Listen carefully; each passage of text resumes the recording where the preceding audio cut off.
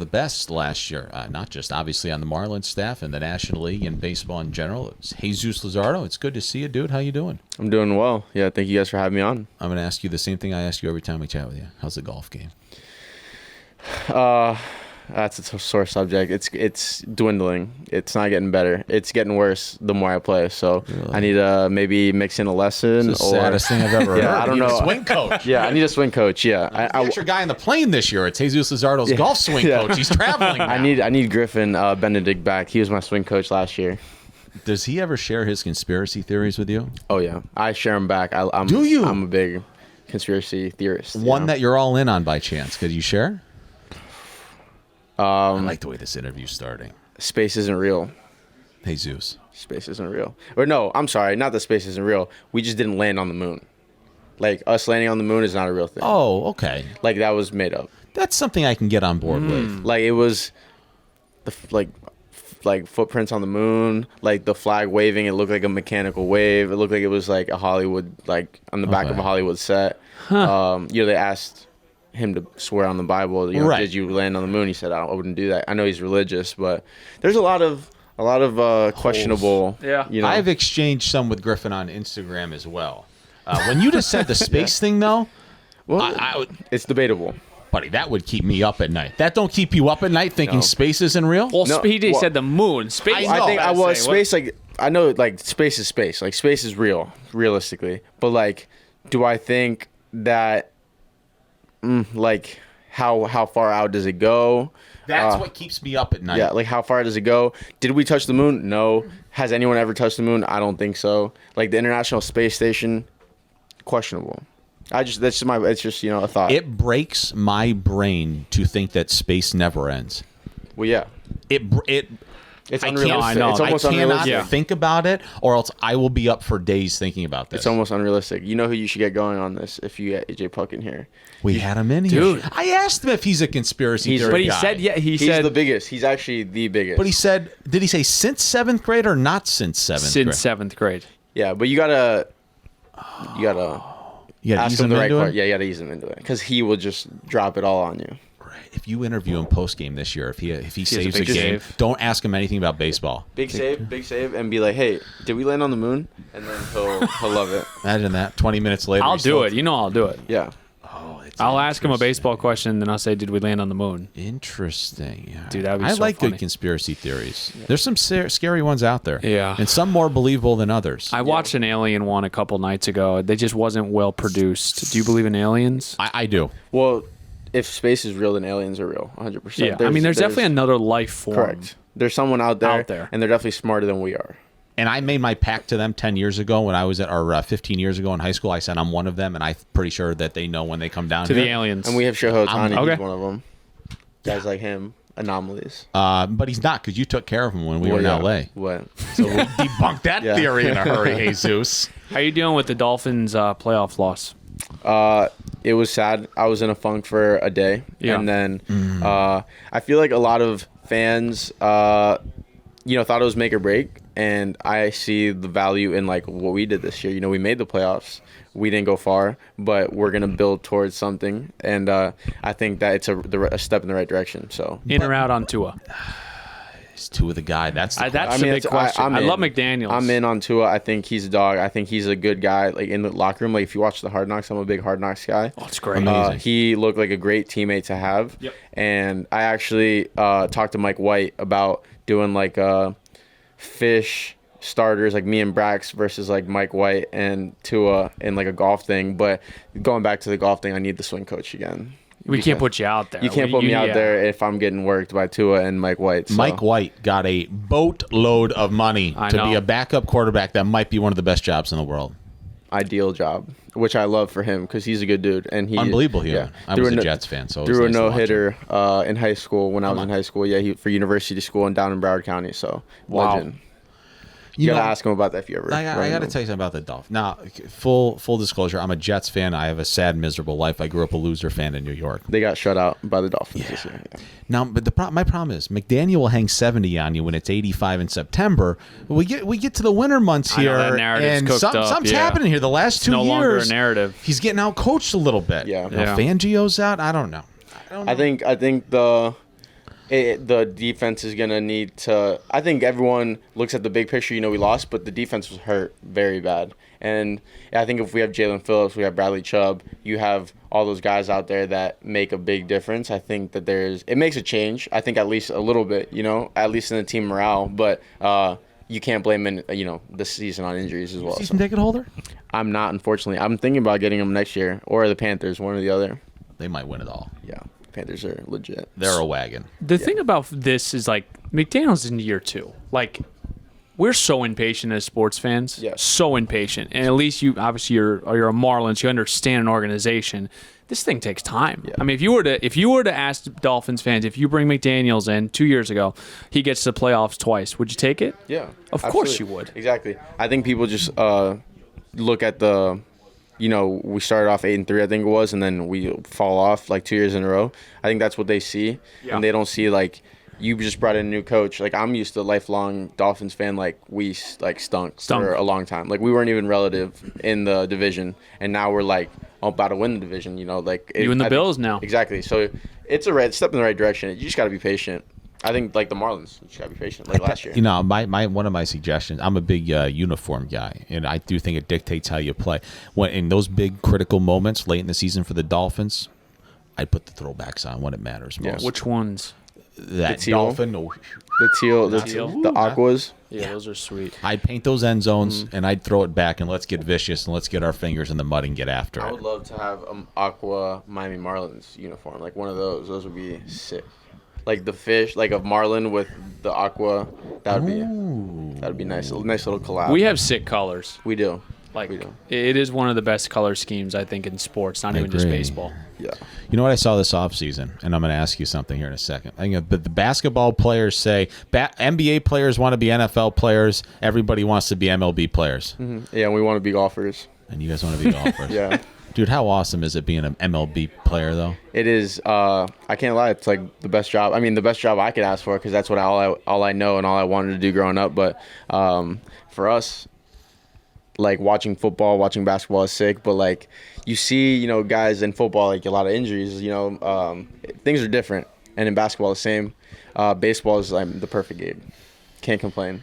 It's crazy to me that those guys, like the NBA and that entertainment business that's like a story hour year long, and the NFL that gets 30 million people watching your game on Sundays, they're like, dude, we all want to be baseball players. Yeah, isn't it crazy? But they don't also know the grind of like 162 games and 8 180 months. games. Like you are from February 14th till hopefully the end of October.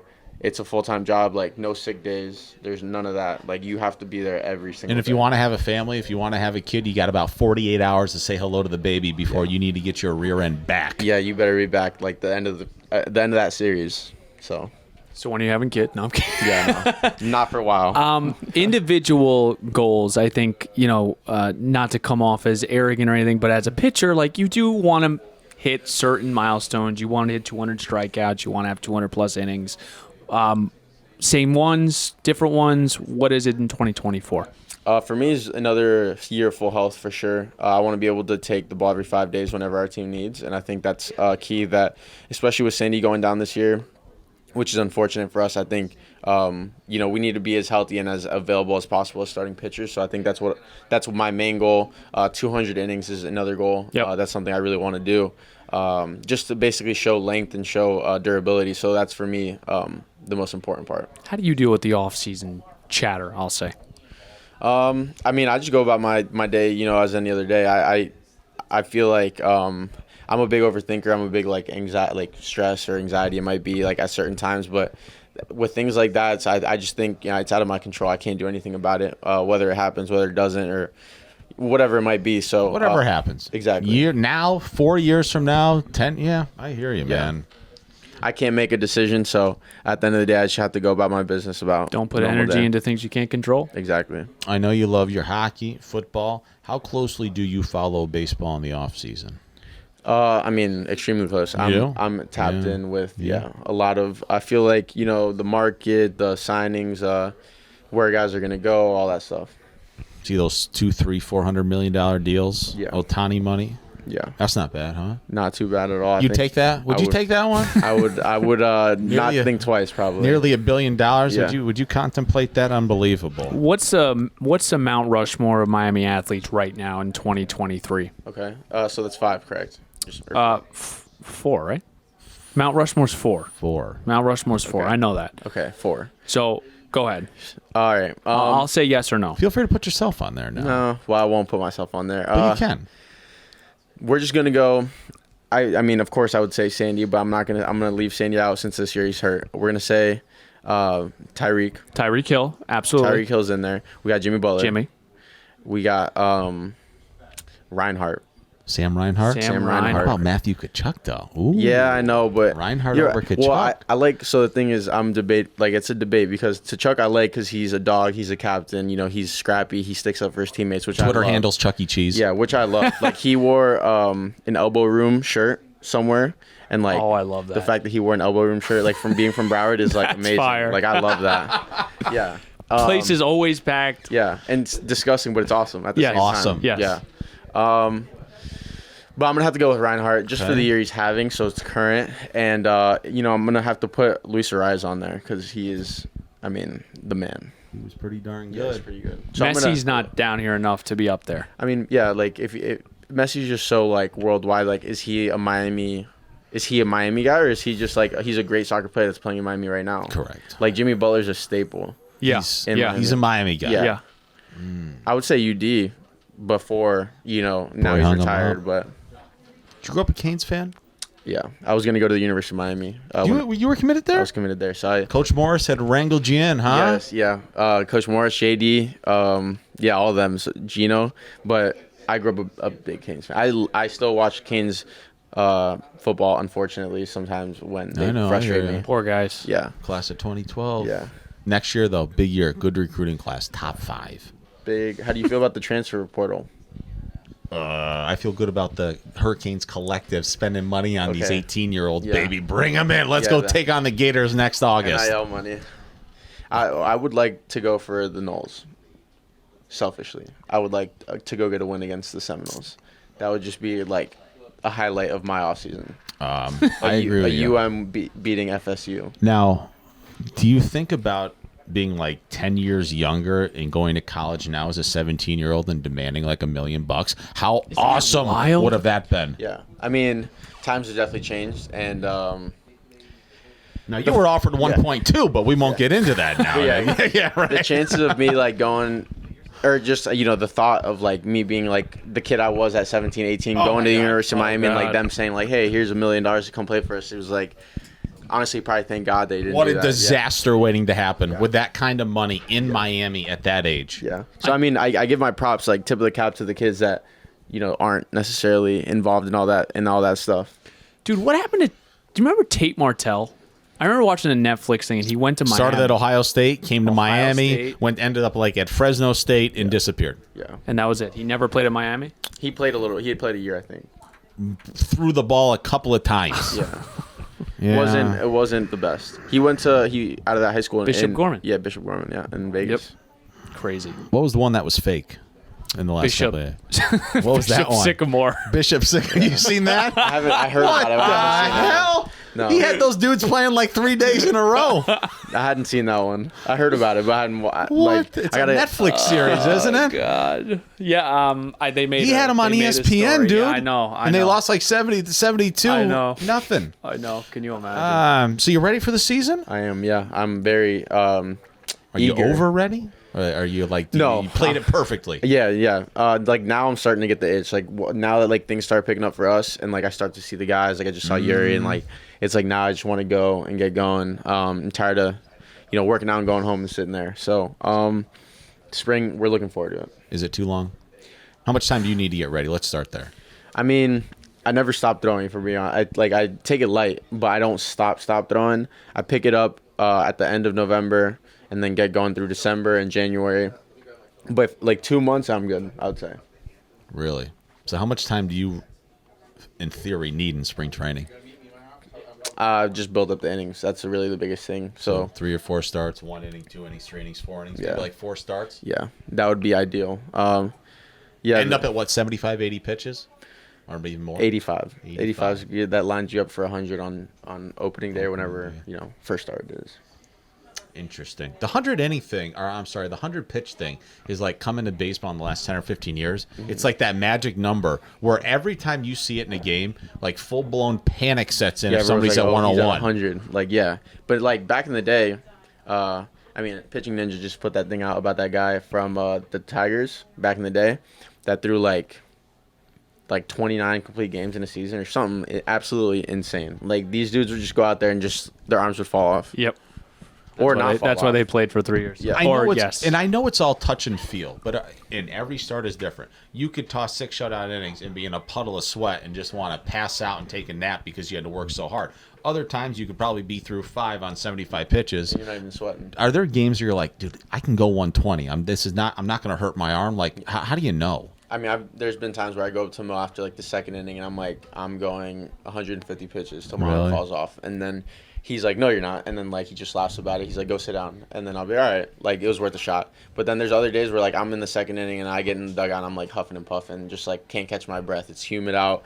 It's, like, July in Washington. It's 100 degrees. Like, it's brutal. One of the worst places. Nice city. I like D.C. Yeah. But when it's hot there in the summer, it is stagnant and it just sits there. Yeah, and the sun is just piercing through you.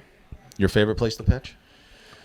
That's tough. I pitch well in San Diego, but, like, my favorite atmosphere, besides the playoff game in Philly, I really like to watch the Chop in Atlanta. It actually gets my juices going. And favorite place of all time probably is Wrigley. Yeah. I like Wrigley. How many times you pitched there? One time. Just one? Was it last year? Yeah, no, 2 years ago. Oh, you missed your start there last year? Yeah. Did not missed it, but it didn't line up there. Yeah, I didn't line up. There in Fenway was awesome to pitch in. I've only also pitched there once. People also forget this was not your first postseason appearance. No, yeah. I had with the A's. Yeah, 2 times. 2019 and 2020. Your first year or second year? First year. First year you were in the postseason. Yeah, within a month. I got called up in September 11th was my debut, and then I made my postseason debut October 2nd. Crazy. Wow. It also amazes me. We don't have to go totally back to your A's days. Dude, you were on some awesome teams out there. Yeah. They were so good. Yeah, the Coliseum at 80,000 people going nuts. Is it sad for you to see what happened? What's going on over there? You got a little soft spot? I do. I definitely do. Just because I'm in a fantasy football league with a lot of those guys. Are you really? Yeah. Did you win? No, I lost in the semis to Matt Chapman, which is unfortunate because he won back-to-back years. So is he a free agent still? He is a free agent. Yeah. But yeah, it's like Chappie. We got Matt Olson, Marcus Simeon. We got Chris Bass. Dude, it's like the boys just are still together. Yeah, yeah. And we always say, like, I know they always go back to it because they were there longer than I was. It's like, we had such a great team. Yeah. Oh my God. Teams now are unreal. And then so the fact that it all broke up, sucks. But I do have a soft spot for like the fans of Oakland because they were like diehards, especially when we were making that run in 19. Like the same people were there all the time. They're banging the drums in right field. Yeah, the ground was shaking. Right, yeah, it was crazy. Man, Jesus, it's good to see you. Yeah, it's good to see you. I know we did like no baseball talk, but thanks for hanging out with us, dude. We appreciate it. Yeah, thank you guys. Appreciate it. Yeah, thank you guys.